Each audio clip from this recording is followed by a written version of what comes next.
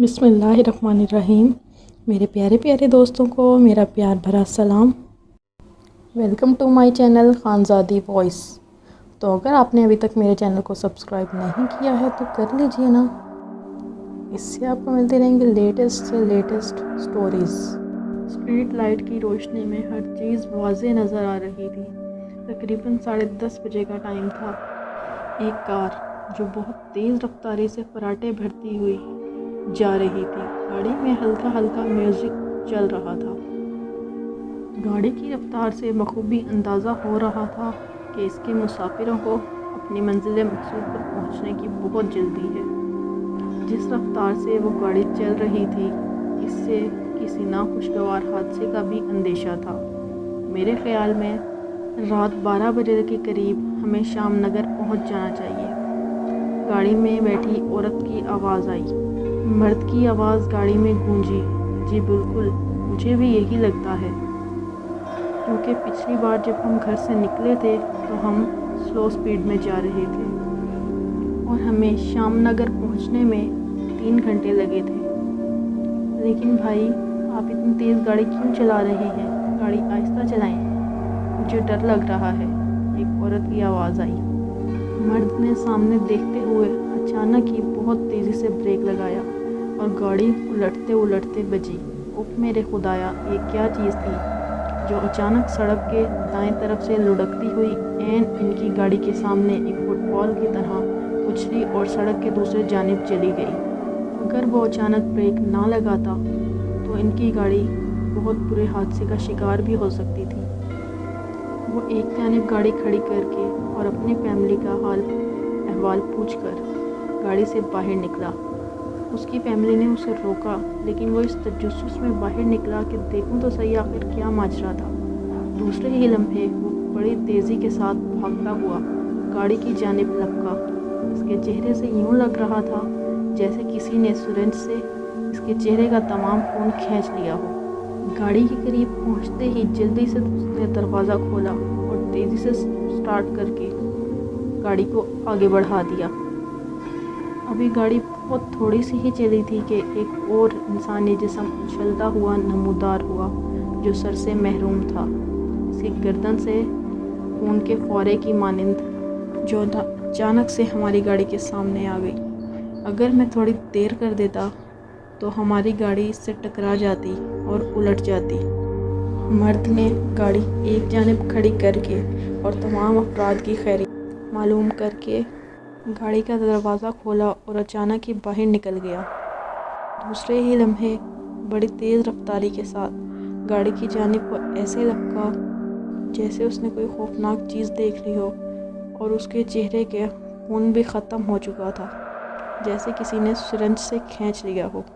गाड़ी में बैठते ही उसने तेज़ी से गाड़ी को स्टार्ट किया और गाड़ी आगे बढ़ा दी।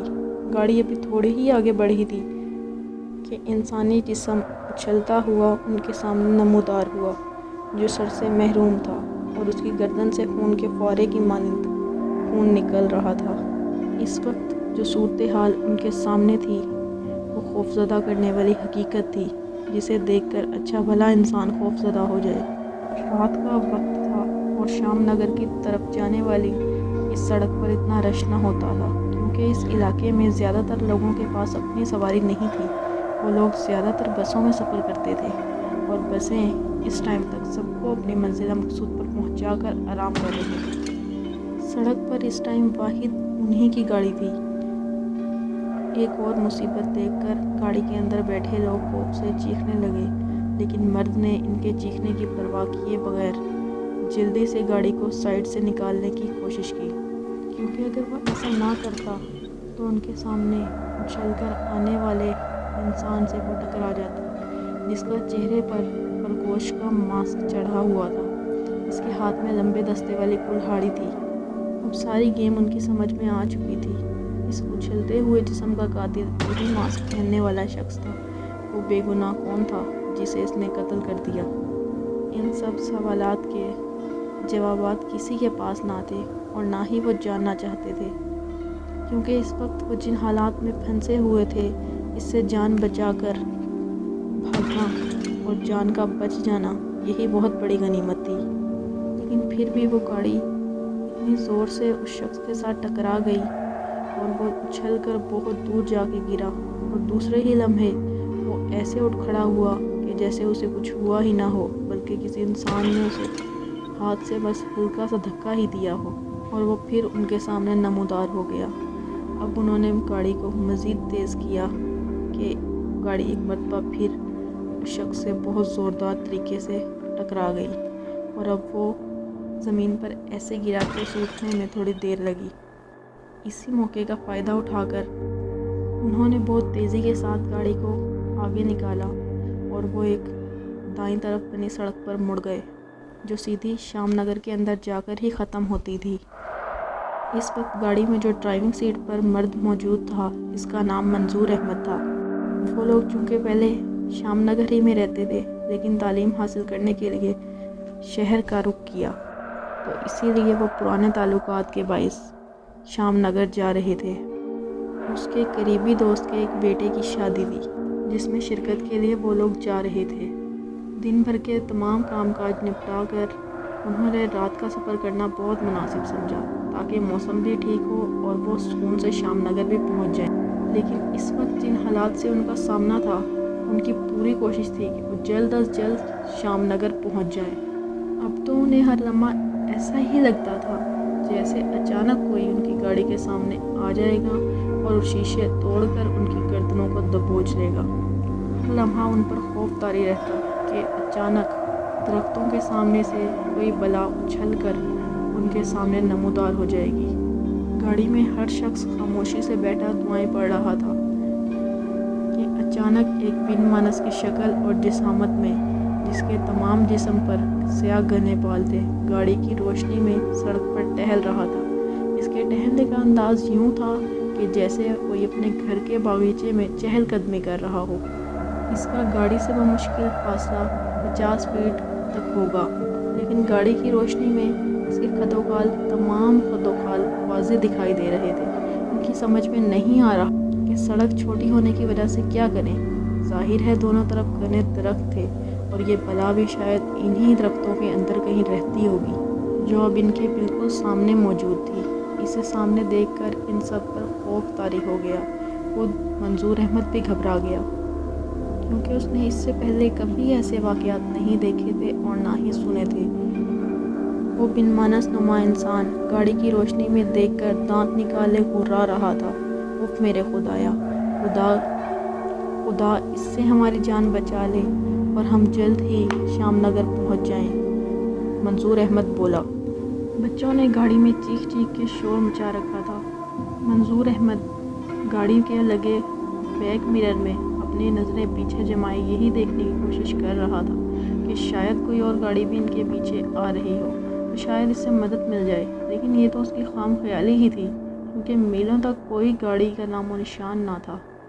دوسرے ہی لمحے اس نے سر جھٹکتے ہوئے رکی گاڑی کو فل سپیڈ سے اس بلا کی جانب بڑھا دیا اور سیدھا اس بلا کے اوپر گاڑی چڑھا دی۔ بلا شاید اس سلوک کی متوقع نہ تھی اور ابھی تک سڑک کے بیچوں بیچ کھڑی اپنے دانت کچکچا رہی تھی۔ گاڑی کسی بپھرے ہوئے سانڈ کی طرح اس سے ٹکرائی اور فراٹے بھرتی ہوئی آگے نکل گئی، اور وہ بلا لڑھکتی ہوئی درختوں میں کہیں غائب ہو گئی۔ وہ لوگ اس کے انجام کو دیکھنے کی بجائے گاڑی میں خوف سے سمٹے اور خود کے زندہ بچ جانے پر شکر ادا کرتے آگے نکل گئے۔ رات مزید گہری ہوتی چلی جا رہی تھی، لیکن ابھی ان کا سفر باقی تھا۔ انہیں ہر لمحہ یہی محسوس ہوتا تھا کہ جیسے درختوں کے دونوں طرف سے کوئی نہ کوئی مصیبت ان پر وارد ہو جائے گی۔ ان پر اس قدر خوف طاری ہو چکا تھا کہ انہیں اب درخت بھی کسی دیو کی مانند لگ رہے تھے۔ ہر شخص اپنے اپنے دل میں قرآن کی آیات کا ورد کر رہا تھا اور اس مصیبت زدہ سفر کے ختم ہونے کی دعائیں مانگ رہا تھا۔ منظور احمد اب محتاط ہو گیا تھا اور سڑک کے سامنے نظر رکھنے کے ساتھ ساتھ دائیں بائیں بھی دیکھتا جا رہا تھا۔ وہ اگر اکیلا ہوتا تو شاید اتنا فکر مند نہ ہوتا، لیکن اس کے ساتھ اس کی پوری فیملی موجود تھی۔ اب انہوں نے 6-7 کلومیٹر تک فاصلہ مزید طے کر لیا تھا۔ منظور احمد آنکھیں پھاڑے غور سے بیک مرر میں دیکھ رہا تھا گاڑی کے تقریباً 20 فٹ کے فاصلے پر ایک شخص پڑا دکھائی دیا۔ اس کا سفید لباس خون میں لت پت تھا اور وہ یوں ٹیڑھے میڑھے انداز میں سڑک پر پڑا تھا جیسے کسی نے گیلا تولیہ نچوڑ کر رسی پر ڈال دیا ہو۔ یا اللہ، یہ کون تھا؟ اس وقت رات کے اندھیرے میں اچانک سڑک پر کیسے نکل آیا؟ کہیں حقیقت میں تو انہوں نے اپنے علاقے کے کسی مسافر کو تو نہیں مار دیا؟ ہو سکتا ہے یہ شخص یہیں آس پاس کے کسی اور علاقے کا مصیبت زدہ ہو۔ یہ سب سوالات ان کے ذہنوں میں بجلی کی طرح گونج رہے تھے۔ ان کے ذہن میں سوال آیا کہ اگر اس آدمی کو ایک دانت مل جائے تو شاید اس بے گناہ کی جان بچ جائے۔ یہ سب کچھ منظور احمد کے دماغ میں چل رہا تھا۔ کیا کریں؟ گاڑی سے اتر کر جا کر دیکھوں؟ منظور احمد نے اپنے پردے سے سوال کیا۔ جلدی سے نکل لو، کیا پتہ یہ حقیقت میں انسان ہے یا انسان کی مصیبت۔ ذات بیٹھی اس بھیڑ نے جواب دیا۔ اس کی آواز میں لرزش تھی، شاید وہ بہت زیادہ خوفزدہ ہو چکی تھی۔ منظور احمد نے کچھ دیر تک سوچا، پھر سر ہلاتے ہوئے تیزی سے گاڑی آگے بڑھا دی۔ وہ کوئی اور رسک نہیں لینا چاہتا تھا، لیکن اسے اتنا اندازہ ہو گیا تھا کہ رات کے اس وقت اس سنسان سڑک پر ان عجیب و غریب حالات میں ایک پیدل شخص زندہ کیسے بچ سکتا ہے، اس لیے ہو نہ ہو یہ کوئی اور ہی معاملہ ہے۔ یہی سوچتے ہوئے اور بیوی کے مشورے پر عمل کرتے ہوئے اس نے گاڑی تیزی سے آگے بڑھا دی۔ ابھی بھی تقریباً 10 کلومیٹر کا سفر ان کا رہتا ہے۔ وہ سب دل ہی دل میں خیریت سے شام نگر پہنچنے کی دعائیں کر رہے تھے۔ انہوں نے بمشکل 2 کلومیٹر کا فاصلہ ہی طے کیا تھا کہ انہیں دور سڑک کی دائیں جانب گاڑی کی ہیڈ لائٹس میں ایک عورت سفید لباس میں چلتی ہوئی دکھائی دی۔ وہ یوں مزے سے سڑک پر چل رہی تھی کہ جیسے باغ میں چہل قدمی کر رہی ہو۔ جیسے جیسے وہ اس کے نزدیک پہنچ رہے تھے اس کے قد و فال واضح ہو رہے تھے۔ اس کے جسم پر سفید لباس تھا اور حیرت کی بات تو یہ تھی کہ اس کے پاؤں بھی ننگے تھے، لیکن پیچھے کی جانب نہیں تھے، جس طرح عام طور پر سنا ہے کہ پیچھے بھیڑ یا چڑیل کے کھوتے ہوتے ہیں۔ منظور احمد نے اس لڑکی سے فاصلہ رکھتے ہوئے گاڑی کی سپیڈ کم کر دی تھی۔ آہستہ آہستہ گاڑی اور اس لڑکی کے درمیان فاصلہ اور کم ہوتا جا رہا۔ سمجھ سے بالا تر تھا کہ وہ لڑکی چل رہی تھی یا کھڑی تھی، کیونکہ گاڑی جتنی نزدیک ہو رہی تھی وہ لڑکی چلتی نظر آنے کے باوجود آگے آگے کیوں نہیں جا رہی تھی۔ جب ان کے اور لڑکی کے درمیان فاصلہ 5 فٹ رہ گیا تو لڑکی نے اچانک منچھیرا گاڑی کی طرف گھمایا۔ خدایا، اس لڑکی کی آنکھیں بے نور تھیں۔ اس کی آنکھوں کے سیاہ پٹیوں کی جگہ سفید سفید آنکھیں انہیں یوں گھور رہی تھیں کہ جیسے وہ ان سب کو گاڑی میں بیٹھے ہونے کے باوجود اچھی طرح دیکھ رہی ہو۔ اس کے بال ہوا میں اڑ رہے تھے۔ اس کے ہاتھوں کی انگلیوں کے لمبے لمبے ناخن تقریباً 6 انچ کے تو ضرور ہوں گے۔ ایسا لگ رہا تھا کہ وہ انہیں اگر دھوس دبوچ لے گی تو خوف کے مارے گاڑی اس کے ہاتھ سے چھوٹتے چھوٹتے نہ جائے، ورنہ گاڑی درختوں سے ٹکرا جاتی۔ منظور احمد نے اب اپنے حواس پر قابو پاتے ہوئے جلدی سے گاڑی کا گیئر بدلا اور گاڑی کو تیز رفتاری کے ساتھ اس لڑکی سے ٹکرانے کی بجائے آگے بڑھا دیا۔ لڑکی شاید اس صورتحال کے لیے تیار نہیں تھی۔ گاڑی اس لڑکی کے پاس سے بہت تیزی سے آگے نکل گئی۔ جب منظور احمد نے بیک مرر میں دیکھا تو وہ لڑکی غصے سے تلملا رہی تھی۔ ظاہر ہے انہیں شکار کو یوں ہاتھوں سے نکلتا دیکھ کر کون چین سے بیٹھتا ہے۔ وہ چند ہی لمحوں میں بہت دور نکل آئے تھے۔ منظور احمد نے گاڑی کی رفتار مزید بڑھا دی، پھر وہ کچھ ہی منٹوں کے بعد شام نگر کے اندر داخل ہو گئے۔ اب شام نگر کے مکانات اسے نظر آنے لگے۔ یہ دیکھ کر سب کے جانوں میں جان آئی۔ اب وہ جس سڑک پہ تھے وہ سیدھا شام نگر کے اندر جاتی تھی، اس لیے انہیں اتنی پریشانی نہیں تھی۔ اور پھر کچھ دیر بعد وہ اس سڑک پر اتر کر گلی میں داخل ہو گئے جہاں شادی والے گھر میں ان کی دعوت تھی۔ اگر قسمت آج ان کا ساتھ نہ دیتی تو شاید اس وقت وہ عشق کے گیتوں